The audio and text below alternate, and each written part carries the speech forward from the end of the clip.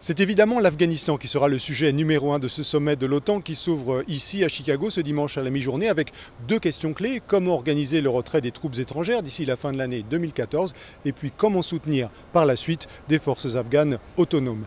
La promesse de François Hollande de retirer toutes les troupes combattantes françaises d'ici la fin 2012 vient bien sûr compliquer l'équation. Le président français l'a redit à Washington, cette décision n'est pas négociable et Anders Fogh Rasmussen, le secrétaire général de l'OTAN, devrait pousser les autres membres de l'Alliance à l'accepter. Il ne veut pas que son sommet tourne au clash. Quant à la deuxième question, le soutien aux forces afghanes à partir du début de l'année 2015, elle tient en un mot, combien ? L'OTAN évalue à 4 milliards de dollars par an, même un peu plus, les besoins des forces afghanes pour qu'elles soient efficaces, qu'elles puissent fonctionner. Les États-Unis se sont d'ores et déjà engagés à en fournir plus de la moitié. L'Allemagne se dit prête à mettre sur la table plus de 200 millions de dollars par an.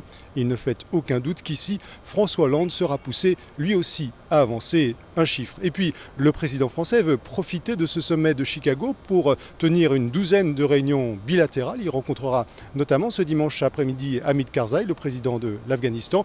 Premier rendez-vous pour lui dès dimanche matin, 9h15, 16h15 à Paris, avec Pedro Passos Coelho, le Premier ministre du Portugal.